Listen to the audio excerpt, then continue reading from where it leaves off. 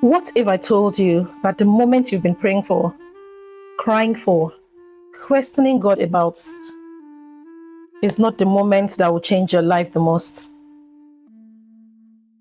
What if the real shift happens after God answers you?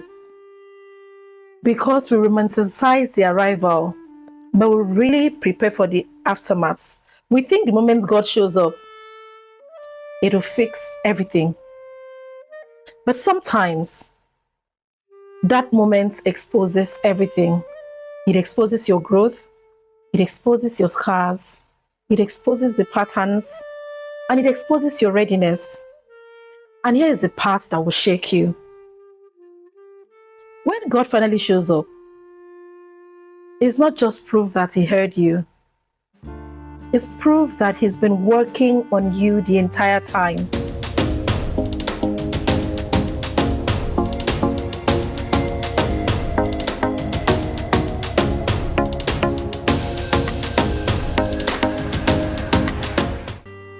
Welcome back to Fly with Spyce. And this is not just another episode. This is where all that we've talked about begins to make sense. The kind of prayer we've said, the pain, the waiting, the silence, the growth, the becoming. This is the parts where they all come together. Because today, we're not just asking what happens when God shows up. We're answering the deeper questions. Who have you become by the time God shows up? And what do you do after? This is for the person who is tired of waiting, and for the person who has received but does not know how to carry the blessing he's received. Stay with me, because this might reveal you to yourself. I want to tell you that all the while you've been waiting, God was working, not just watching you. Let me take you somewhere very honest. There's a kind of silence from God that feels very personal. Like God sees you struggling and chooses not to intervene. Like He heard your prayer and decided to delay the answer. I think we're all being real with ourselves. That silence can make you feel like you've been abandoned. I know this because I have been there. Where I prayed and nothing shifted. I believed and nothing changed. I held on, endured, and nothing happened. Everything still felt like it was falling apart. But then something happens. Not suddenly, not dramatically, but quietly. I looked back and all of a sudden I realized God was not absent at all. He was intentional. We think God is watching our lives unfold, but in reality, He's shaping us within what is unfolding. Joseph didn't just experience delay, he lived inside of it. A dreamer turned into a slave. A faithful man turned into a prisoner. Years of silence, no explanation, no visible progress. But here is what we miss when we go through Joseph's story. Every place that looked like a setback was actually a setup. In Potiphar's house, Joseph learned leadership. In prison, he learned interpretation and patience. In the betrayal, he learned emotional strength and stability. God wasn't ignoring Joseph. God was building a man who could carry a destiny bigger than his pain. And then the moment comes, the call, the opportunity, the breakthrough, the answer. Joseph is brought out of prison overnight, from forgotten to needed, from locked away to standing before Pharaoh. And in a single moment, God showed up. God wiped away the years of confusion and pain in an instant. But here is what mind-blowing about Joseph's story. God didn't just change Joseph's location. He revealed Joseph's preparation.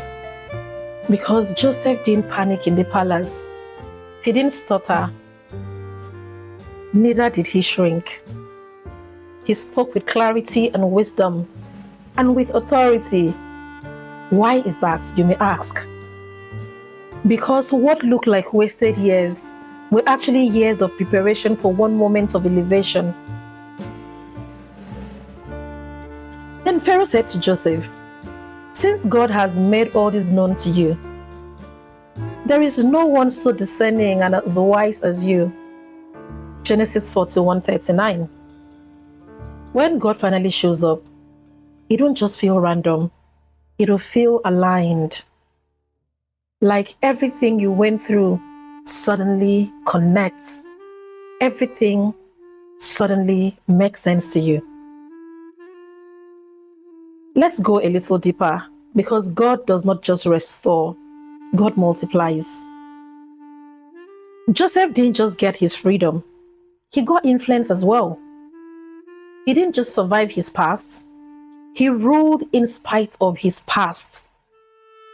And then comes the moment that breaks me every time I hear Joseph's story, every single time I read his story. Joseph stands face to face with his brothers who betrayed him. God, that moment. And instead of revenge, he chose a perspective that is different. He said to them in Genesis 50:20, "You intended to harm me, but God intended it for good."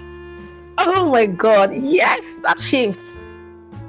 That turnaround, this particular one, it blows my mind all the time. Joseph didn't just receive restoration, he received understanding. And that is the real double for all his trouble. It's not just what God gives you physically, it's what he gives you internally when he shows up. Oh my God, how beautiful is this story? I love restoration stories. God gives you peace where there was pain, gives you wisdom where there was confusion, and strengthens you where you were broken. Some of us are waiting for compensation, but God is actually preparing completion for you. So open your mind so that you won't be shocked when it comes. Now let's talk about the parts nobody celebrates. After the tears, after the testimony, after the "God has done it finally" moments, life continues. And now you have to live with what you've prayed for. Breakthroughs are very exciting, we all know this. But stewardship, that's a whole different level entirely. Stewardship is something that a lot of people don't understand, and that is where the problem lies. Stewardship can be very demanding. When God showed up to Solomon and said, "Ask for anything," Solomon didn't ask for success. He asked God for wisdom, because he understood that when you receive from God, it must be sustained with God and by God. After God shows up, anchor yourself with this few steps. Step number 1, steward what you prayed for. Do not mishandle answered prayers. That relationship, be intentional about it. Be present. Be kind. Appreciate it. That job opportunity or business opportunity, be disciplined. Do not misuse it. Understand that this opportunity is a position for service. Do not allow pride to kick in. Don't become too full of yourself. And do not forget, because we tend to forget. Step number 2, stay spiritually grounded. This particular one cannot be overemphasized, because people lose it when they get their answered prayers. They forget. Don't let comfort reduce your connection with God. The same God you cried to, who showed up, It's the same God you still need to sustain you and through the blessings and what it entails. He is who you need through the season of answered prayers. Step number 3. Protect your transformation. Don't go back to the old habits God has saved you from, because those habits cannot sustain your new life, your new season. Growth is fragile. Guard it with your life. Step number 4. Choose maturity over excitement. Not everything requires announcements. Not everything should be done for applause or recognition. Not everyone has to know the process. Some blessings need to be built or relished quietly. Step number 5. Remain humble and grateful. Because the moment you think you did it alone, you become automatically disconnected from the source, who is God. Humility opens doors that pride can never. Stay humble and stay grateful. Continue to stay connected to the source. So now, let's examine the full cycle. Because one day, you suddenly realize something that would leave you speechless. The prayer, that prayer you prayed and cried over, the pain that you questioned, the delay you almost gave up on, all had a purpose. So when all this comes together and comes to pass, you don't just thank God for the answer. You thank Him for the process He took you through. Because without that process, you wouldn't recognize the answer. When God finally shows up and you step into what comes after, you realize something that changes everything. God did not just come through for you. He transformed you for what He's blessing you with. You're not who you were when you started praying.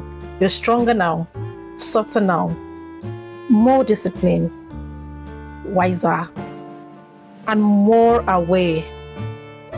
And the life you're stepping into, it requires this vision of you that has been transformed. This is Fly with Spyce, where we don't just talk about God showing up. We talk about becoming who we need to be when God does. If this series has worked with you, sat with you, healed part of you, then don't just live inspired, live transformed. Because when God finally shows up and you learn how to walk after it, you don't just have a testimony, you become one.